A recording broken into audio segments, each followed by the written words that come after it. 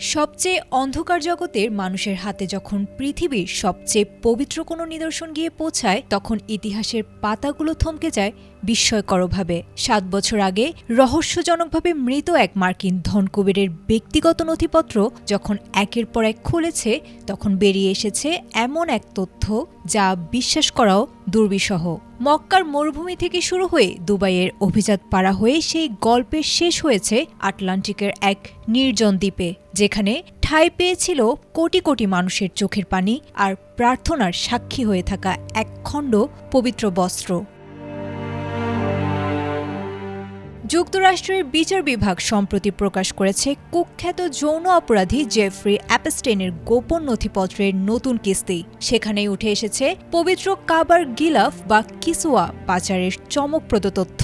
২০১৭ সালের ইমেল থেকে জানা গেছে, সংযুক্ত আরব আমিরাতের ব্যবসায়ী আজিজা আল আহমাদি ও আবদুল্লাহ আল মারি নামে এক ব্যক্তি মিলে অ্যাপস্টেইনের কাছে পাঠিয়েছিলেন কাবার ৩টি মহামূল্যবান কাপড়ের টুকরো। মিডল ইস্ট আইয়ের তথ্য মতে, ব্রিটিশ এয়ারওয়েজের কার্গো বিমানে করে সৌদি আরব থেকে ফ্লোরিডায় পাঠানো এই চালানে ছিল কাবার ভেতরের অংশের কাপড়, ব্যবহৃত বাইরের আবরণ এবং একই উপাদানে তৈরি একটি অব্যবহৃত অংশ। কাস্টমস জটিলতা এড়াতে একে তালিকাভুক্ত করা হয়েছিল আর্ট পিস বা শিল্পকর্ম হিসেবে। সেই সময় অ্যাপস্টেইন নিবন্ধিত ছিলেন একজন সাজাপ্রাপ্ত যৌন অপরাধী হিসেবে। একটি ইমেইলে আজিজা আহমাদি সরাসরি অ্যাপস্টেইনকে এই কাপড়ের গুরুত্ব বুঝিয়ে লিখেছিলেন, এটি অন্তত ১ কোটি মুসলিমের স্পর্শধন্য। সুন্নি ও শিয়া নির্বিশেষে মানুষ কাবা তাওয়াফের সময় তাদের কান্না, প্রার্থনা ও আশা এই কাপড়ে সঁপে দেন।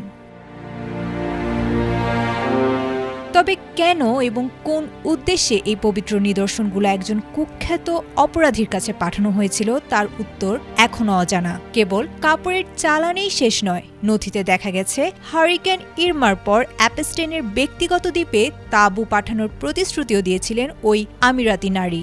এমনকি অ্যাপস্টেইনের দীর্ঘদিনের সহকারী লেসলি গ্রফ তাকে একটি ডিএনএ পরীক্ষার কিটও পাঠিয়েছিলেন।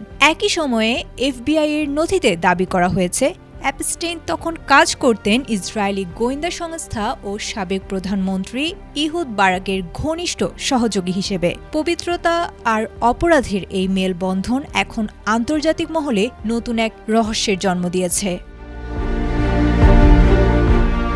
আয়েশা আক্তার, এটিএন বাংলা।